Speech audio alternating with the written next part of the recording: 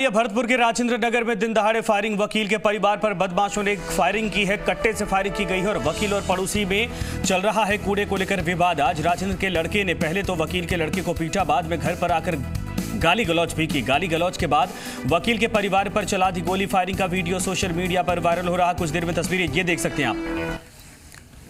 सरेआम किसी का डर नहीं इस शख्स को, और बताया जा रहा है कि मोटरसाइकिल पर दोनों आते हैं, गाली गलौज करते हैं, उसके बाद कट्टे से फायर करके वहां से देखिए कितने इत्मीनान से पूरे तेवर के साथ वहां से फरार होते हैं।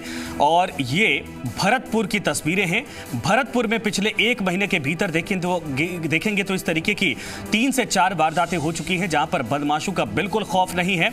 और ये 2 मोटरसाइकिल पर सवार होकर 5 लड़के आते हैं, पहले गाली गलौज करते हैं, उसके बाद बड़े आराम से वहां पर घर के सदस्यों पर फायरिंग कर, ये देखिए आप, ये शख्स कट्टा निकालता है, आगे बढ़ता है, फायर करता है और उसके बाद मोटरसाइकिल पर उसी ताव के साथ बैठकर धीरे से रवाना हो जाता है। पुलिस का बिल्कुल खौफ नहीं। दिन दहाड़े फायरिंग से सनसनी मची है और वकील का परिवार बताया जा रहा है जिस पर फायरिंग की गई है। हालांकि किसी को ये गोली लगी नहीं, सुरक्षित बच गए, लेकिन जिस अंदाज में इस शख्स ने, इन बदमाशों ने फायरिंग की है, आप अंदाजा लगाइए। पुलिस का डर बिल्कुल नहीं और ये चुनौती है एक तरह से पुलिस के लिए, वहां की जनता और पुलिस दोनों के लिए चुनौती है।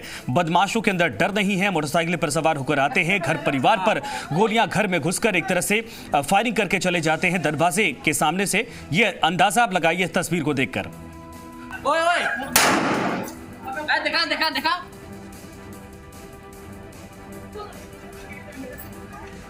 अंदाजा लगा, ये देखिए गाली गलौज और उसके बाद फायरिंग। उसके बाद ये बड़े आराम से बिना किसी डर के, बिल्कुल खौफ नहीं पुलिस का कि पुलिस इनको पकड़ सकती है या कोई इनको पकड़ सकता है। ये दबंगई का आलम इस वक्त भरतपुर में बदमाशों की तरफ से, दबंगों की तरफ से देखा जा रहा है।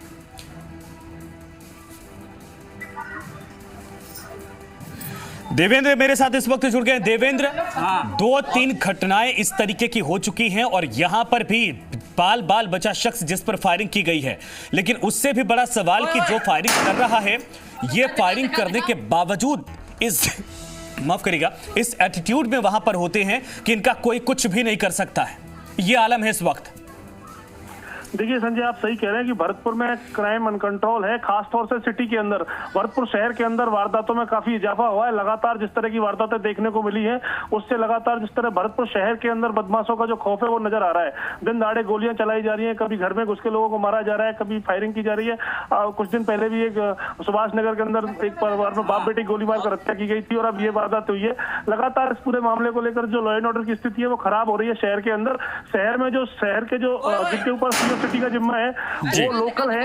लोकल अधिकारियों की तैनाती की वजह से जो बदमाशों से साठ-गांठ की बात निकलकर सामने आती है। और इसके बाद में भी बड़ी बात यह है कि जिनके जिम्मे पूरी व्यवस्था को देखना होता है, एडिशनल एसपी हेडक्वार्टर, उनका भी यहाँ पर किसी तरह का रोल नजर नहीं आता। और जो नीचे के अधिकारी हैं वो भी कोई प्रभावी कार्रवाई नहीं करते। मथुरागढ़ थाने से कुछ दूरी पर यह वारदात हुई और उसके बावजूद बदमाश आसानी से निकल जाते हैं।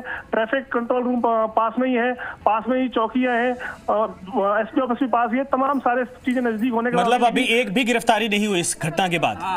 जी संजय, अभी तक इस पूरे मामले में कोई गिरफ्तारी नहीं। कितने बजे की घटना है देवेंद्र? दोपहर की घटना बताई जा रही है ये, और लगभग 3 बजे के आसपास की। जी बिल्कुल, धन्यवाद देवेंद्र। और लेकिन ये तस्वीर आप देखिए, अंदाजा आप खुद लगा सकते हैं कैसे तेवर इस वक्त बदमाशों के चढ़ते जा रहे हैं और पुलिस इनके सामने बौनी दिखाई दे रही है, क्योंकि लगातार यहां पर वारदातें हो रही है। इसके बावजूद बदमाशों को पकड़ने में, इनको कंट्रोल करने में, लॉ एंड ऑर्डर को मेंटेन करने में यहां की पुलिस बिल्कुल विफल है। धन्यवाद। तो फिलहाल यार